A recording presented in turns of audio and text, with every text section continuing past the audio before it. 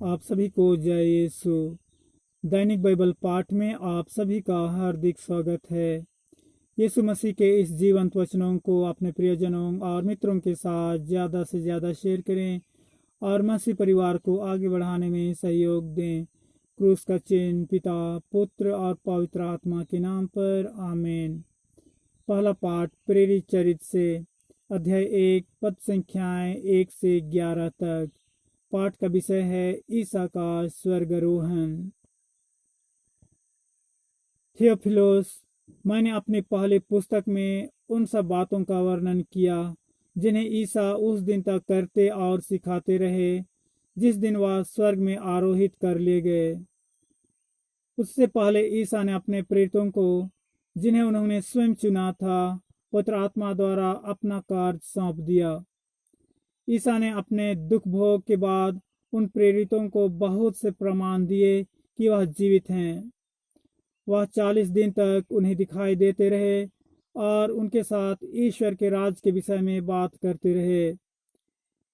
ईसा ने प्रेरितों के साथ भोजन करते समय उन्हें आदेश दिया कि वे यरूशलेम नहीं छोड़ें, बल्कि पिता ने जो प्रतिज्ञा की उसकी प्रतीक्षा करते रहें। उन्होंने कहा, मैंने तुम लोगों को उस प्रतिज्ञा के विषय में बता दिया है। यूहन्ना जल का बपतिस्मा देता था, परंतु थोड़े ही दिनों बाद तुम लोगों को पवित्र आत्मा का बपतिस्मा दिया जाएगा। जब वे ईसा के साथ एकत्र थे तो उन्होंने यह प्रश्न किया, प्रभु, क्या आप इसी समय इस्राएल का राज्य पुनः स्थापित करेंगे? ईसा ने उत्तर दिया, पिता ने जो काल और मुहूर्त अपने निजी अधिकार में निश्चित किए हैं, तुम लोगों को उन्हें जानने का अधिकार नहीं है। किंतु पवित्र आत्मा तुम लोगों पर उतरेगा और तुम्हें सामर्थ्य प्रदान करेगा, और तुम लोग यरूशलेम, सारी यहूदिया और समारिया में तथा पृथ्वी के अंतिम छोर तक मेरी साक्षी होंगे। इतना कहने के बाद ईसा उनके देखते देखते आरोहित कर लिए गए और एक बादल ने उन्हें शिष्यों की आंखों से ओझल कर दिया।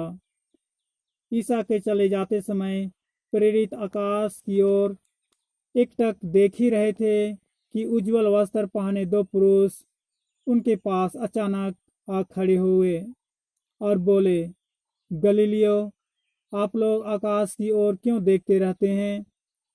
वही ईसा जो आप लोगों के बीच से स्वर्ग में आरोहित कर लिए गए हैं, उसी तरह लौटेंगे जिस तरह आप लोगों ने उन्हें जाते देखा है। यह प्रभु का जीवित वचन है। ईश्वर को धन्यवाद। आमीन। दूसरा पाठ इफिसियों के नाम संत पौलुस का पत्र से, अध्याय 1 पद संख्याएं 17 से 23 तक।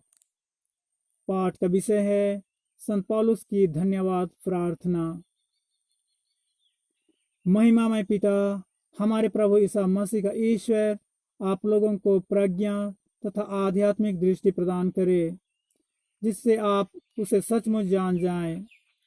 वह आप लोगों के मन की आंखों को ज्योति प्रदान करे, जिससे आप यह देख सकें कि उसके द्वारा बुलाए जाने के कारण आप लोगों की आशा कितनी महान है, और संतों के साथ आप लोगों को जो विरासत मिली है वह कितनी वैभवपूर्ण तथा महिमामय है, और हम विश्वासों के कल्याण के लिए सदा सक्रिय रहने वाले ईश्वर का सामर्थ्य कितना अपार है।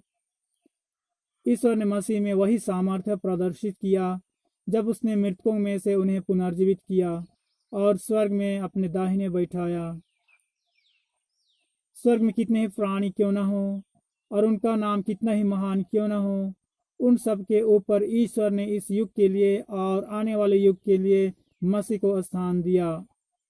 उसने सब कुछ मसीह के पैरों तले डाल दिया और उनको सब कुछ पर अधिकार देकर कलीसिया का शीर्ष नियुक्त किया। कलीसिया मसीह का शरीर और उनकी परिपूर्णता है। मसीह सब कुछ सब तरफ से पूर्णता तक पहुंचाते हैं। यह प्रभु का जीवित वचन है। ईश्वर को धन्यवाद। सुसमाचार संत मत्ती के अनुसार, अध्याय 18 पद संख्याएं 16 से 20 तक। सुसमाचार का विषय है शिष्यों का प्रेषण। तब 11 शिष्य गलीलिया की उस पहाड़ी के पास गए जहां ईसा ने उन्हें बुलाया था। उन्होंने ईसा को देखकर दंडवत किया, किंतु किसी किसी को संदेह भी हुआ। तब ईसा ने उनके पास आकर कहा, मुझे स्वर्ग में और पृथ्वी पर पूरा अधिकार मिला है, इसलिए तुम लोग जाकर सब राष्ट्रों को शिष्य बनाओ और उन्हें पिता, पुत्र और पवित्र आत्मा के नाम पर बपतिस्मा दो।